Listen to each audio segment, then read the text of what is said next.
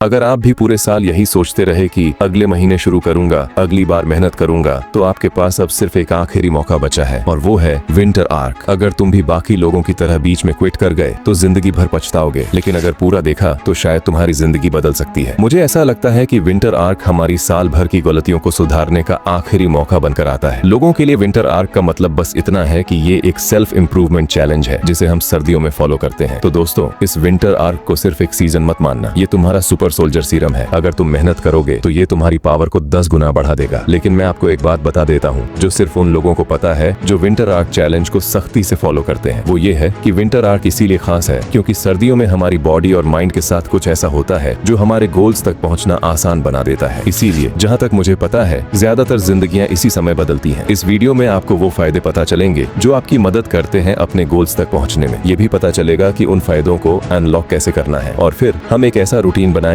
जिसमें हम उन सभी फायदों का पूरा इस्तेमाल करेंगे और अपने इस विंटर आर्क को सक्सेसफुल बनाएंगे। इसीलिए आपको इस वीडियो को पूरा देखना है क्योंकि अगर अब हमने जनवरी के न्यू ईयर रेजोल्यूशन का इंतजार किया तो 6 महीने कैसे निकल जाते हैं ये हम अच्छे से जानते हैं। तो दोस्तों, बड़ा ही बेसिक सा सवाल है, सर्दियां ही क्यों, गर्मियां क्यों नहीं? कोई समर आर्क चैलेंज क्यों नहीं बना? सर्दियों में ऐसा क्या खास है कि हमें ये चैलेंज सर्दियों में ही फॉलो करना चाहिए? इस चैलेंज को सर्दियों में फॉलो करने की वजह यही है कि इस सीजन में हमें बहुत सारे ऐसे बॉडी और माइंड से जुड़े फायदे मिलते हैं जो हमें दूसरे सीजन में नहीं मिलते। अब इसमें एक चीज ध्यान देने वाली है, आपको जो फायदे सर्दियों में मिलते हैं वो सिर्फ उन लोगों को मिलते हैं जो मेहनती होते हैं। मैं इस बात का पूरा प्रूफ देने वाला हूँ। ये जो फायदे आपको विंटर आर्क में मिलने वाले हैं ये कोई जादू नहीं करेंगे कि आपको अपने आप ही सुबह जल्दी उठा देंगे या आपसे अपने आप काम करवाने लग जाएंगे। इन फायदों की शर्त ये है कि अगर तुम मेहनत करोगे, जोर लगाओगे, तभी ये फायदे तुम्हें मिलेंगे। लेकिन जो लोग ये सोच रहे हैं कि जो फायदा होना होगा वो अपने आप हो जाएगा, मैं तो बस अपनी रजाई गर्म करता हूँ तो फायदा तो भूल जाओ, सर्दियों में तुम्हारे शरीर का आलस 10 गुना बढ़ जाएगा। तो अब जरा देख लेते हैं कि वो फायदे क्या हैं और वो हमारी मदद कैसे करेंगे। पहला फायदा, बेटर स्लीप क्वालिटी। सर्दियों में दिन छोटे और रातें लंबी हो जाती हैं जिसकी वजह से 5 बजे ही अंधेरा होने लगता है और जब अंधेरा जल्दी होने लगता है तो हमारे शरीर में मेलाटोनिन भी जल्दी रिलीज होने लगता है जो वो हार्मोन है जिसकी वजह से हमें नींद आती है। इसीलिए सर्दियों में तुलनात्मक रूप से जल्दी सोना आसान हो जाता है। साथ ही सोते वक्त ठंडा माहौल भी चाहिए होता है। सर्दियों में रातें ठंडी और लंबी होने की वजह से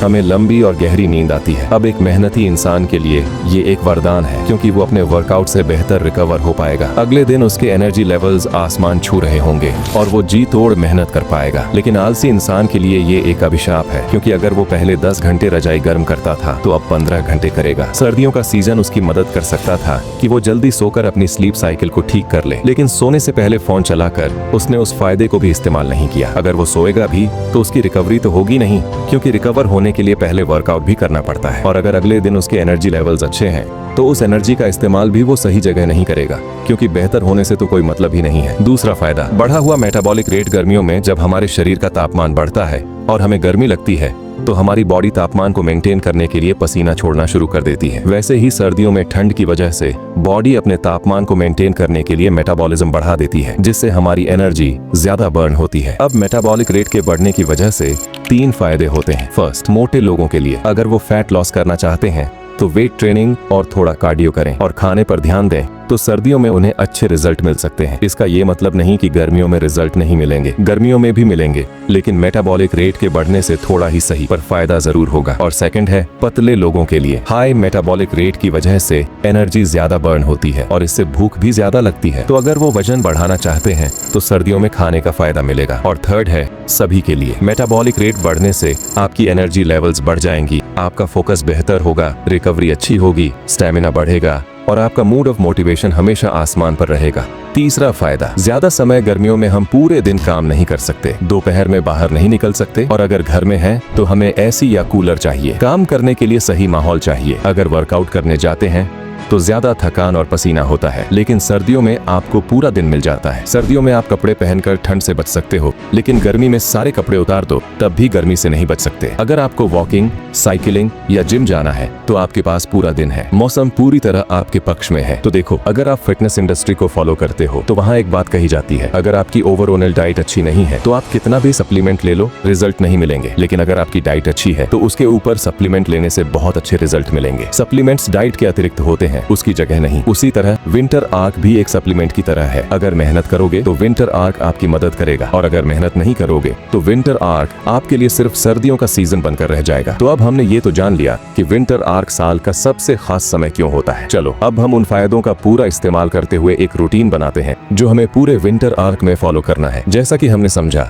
विंटर आर्क में हमारी स्लीप क्वालिटी बहुत अच्छी हो जाती है, और जब तुम अच्छी नींद लेकर उठते हो तो तुम में सबसे ज्यादा एनर्जी और मोटिवेशन होता है। इसीलिए हम इस मोटिवेशन का इस्तेमाल करके दिन का सबसे मुश्किल काम सबसे पहले करेंगे। अगर आप विंटर आर्क को फॉलो करने के लिए तैयार हो तो कमेंट में लिखो यस आई एम रेडी। तो वो मुश्किल काम है वर्कआउट, जिसका समय सुबह 5 से 7 बजे तक होगा। सुबह 5 बजे उठो और 5 बजे से 7 बजे तक आपको हार्ड वर्कआउट करना है। आप अपने वेट के हिसाब से ChatGPT से वर्कआउट प्लान और डाइट प्लान बनवा सकते हो। सुबह 7 बजे से 8 बजे तक हल्का नाश्ता जो तुम्हारी भूख का 1/4 हिस्सा हो, या कॉफी पी सकते हो ताकि भूख ना लगे। इसके बाद ठंडा शॉवर लो। ठंडे शॉवर का फायदा ये थकान दूर करता है, एनर्जी लेवल बढ़ाता है और आलस को खत्म करता है। ठंडा शॉवर लेने से शरीर में रक्त संचार तेज होता है, जिससे तुम बाहर की ठंड और नमी से लड़ने के लिए तैयार हो जाओगे। जब तुम शॉवर लेने जाओगे तो थके हुए जाओगे, लेकिन शेर बनकर निकलोगे, क्योंकि तुम्हारा शरीर ठंड से लड़ने के लिए पूरी तरह तैयार होगा। 8 बजे से 12 बजे तक आपको डीप वर्क करना है। इस समय में तुम कोई भी इंप्रूवमेंट कर सकते हो,